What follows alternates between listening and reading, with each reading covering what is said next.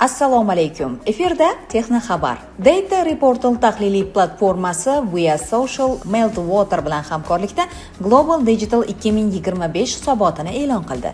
Qayd etilishicha, 2025-yil fevral holatiga ko'ra 5,78 milliard kishi mobil telefonlardan foydalanmoqda.